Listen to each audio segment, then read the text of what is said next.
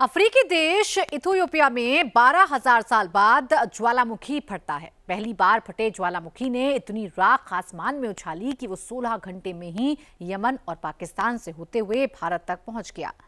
Ethiopia के ज्वालामुखी की राख दिल्ली के आसमान में छा गई। इतना ही नहीं, ज्वालामुखी से निकली राख अब चीन तक पहुंच चुकी है। 54 लाख वर्ग किलोमीटर यानी ऑस्ट्रेलिया जितने बड़े इलाके को कवर कर चुकी है। ज्वालामुखी की राख से आसमान काले पड़ गए हैं, बादल जैसी लेयर बन गई। एयर इंडिया को 11 उड़ानें रद्द करनी पड़ी। लेकिन सबसे बड़ा सवाल है कि कैसे 4,500 किलोमीटर दूर से ज्वालामुखी की राख दिल्ली पहुंची। ज्वालामुखी की राख से उड़ानें क्यों कैंसिल हो रही हैं, इस रिपोर्ट में देखिए।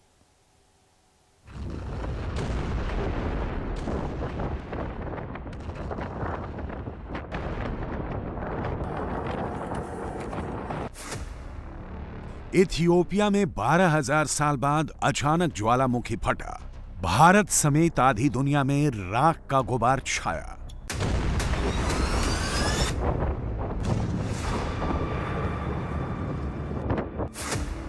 इंडोनेशिया में माउंट सेमेरू ज्वालामुखी भड़का, तापमान 800 डिग्री सेल्सियस तक पहुंचा।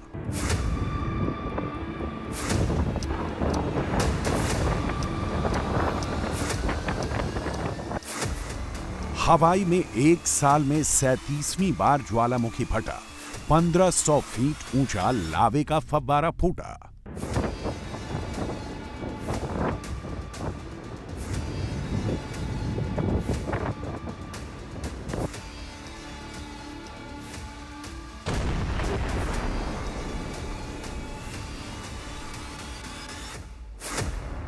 जापान का साकुराजिमा ज्वालामुखी फटा।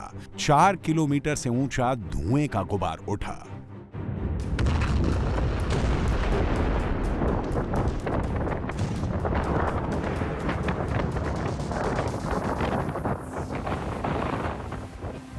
अमेरिका, अफ्रीका, एशिया में कुदरत का कहर टूट पड़ा है। 50,000 फीट की ऊंचाई तक उड़ता राख का गुबार देखिए। चारों तरफ सिर्फ राख और सल्फर डाइऑक्साइड का घना बादल देखिए। राख के गुबार से बचने के लिए भागते हुए लोगों को देखिए। ऐसा लग रहा है मानो आसमान में बादलों की एक मोटी लेयर बन गई है जो पूरे आसमान को ढक लेना चाहती है। आसमान में छाए राख के गुबार की ये तस्वीरें इथियोपिया की हैं।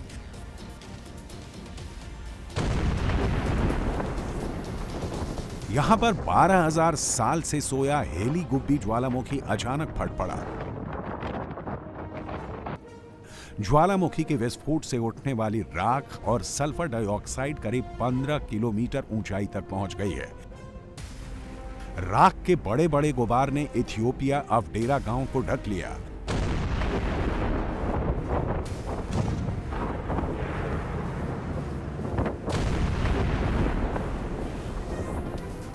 हेली गुब्बी ज्वालामुखी के आसपास के गांवों में सैकड़ों टूरिस्ट और गाइड फंसे हुए हैं।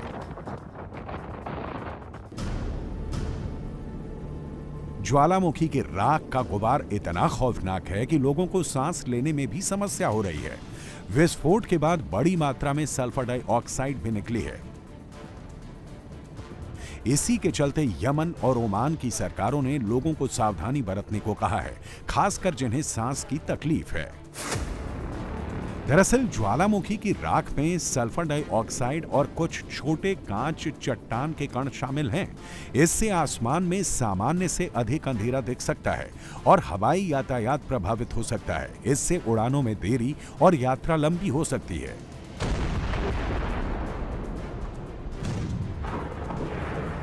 बताया जा रहा है कि पहली बार किसी ज्वालामुखी में इतना जोरदार धमाका हुआ है कि आधी दुनिया तक इसका असर नजर आ रहा है।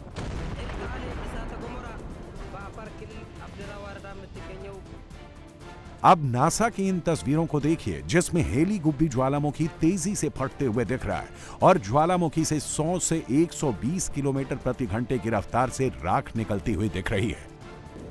इथियोपिया के जिस इलाके में हजारों साल से सोया ज्वालामुखी फटा है उसे भी जान लीजिए।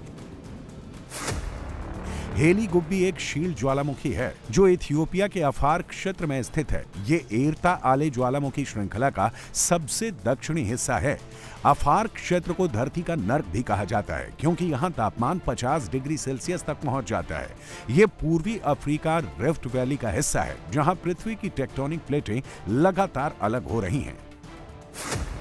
और हेली गुब्बी ज्वालामुखी में विस्फोट के बाद राख और धुएं का गुबार अब लाल सागर को पार करते हुए यमन, ओमान से होते हुए 4500 किलोमीटर दूर गुजरात और राजस्थान के रास्ते दिल्ली तक पहुंच गया और अब चीन की तरफ बढ़ रहा है। ये बादल आकाश में 15,000 से 25,000 फुट से लेकर 45,000 फुट की ऊंचाई तक में फैला है।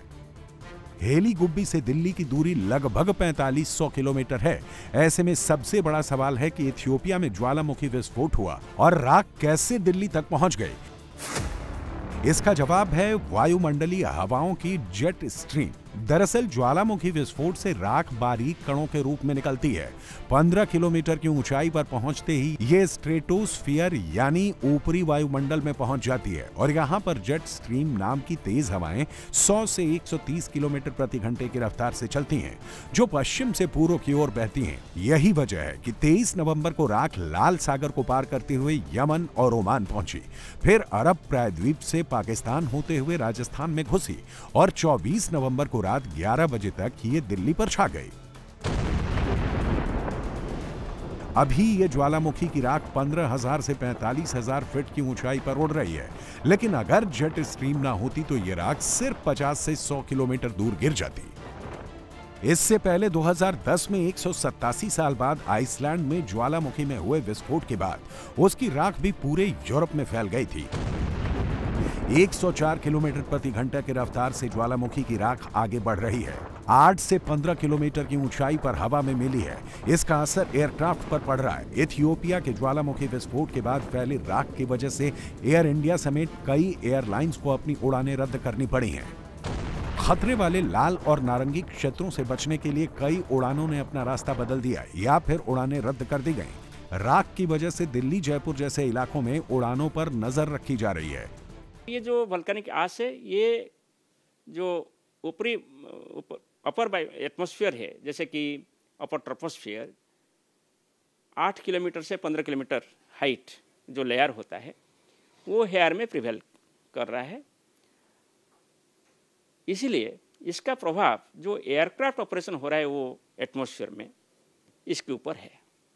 इसको देखते हुए हम कल दोपहर से हमारा जो मीटरोलॉजिकल वॉच ऑफिस है, मुंबई, दिल्ली, कोलकाता के माध्यम से सभी एयरक्राफ्ट को पूर्वानुमान दे रहे हैं। इसका प्रभाव वेदर के ऊपर बात करें तो इसका कोई प्रभाव इंडियन वेदर के ऊपर नहीं दिखाई दे रहा है और नहीं है। दरअसल ज्वालामुखी से निकली राख विमानों के इंजन, विंडशील्ड और सेंसर सिस्टम के लिए काफी खतरनाक होती है।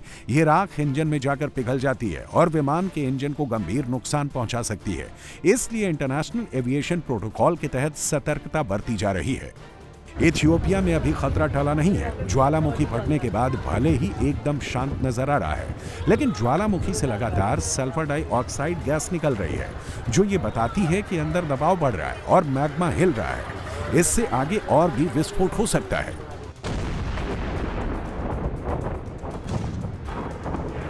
दोपहर में 2 बजे में जो साउथ इथियोपिया का हाईली गुब्बाई जो वोल्केनो है, विच वॉज मिलेनियम ईयर के पहले 12,000 ईयर के पहले तक वो साइलेंट जोन में था।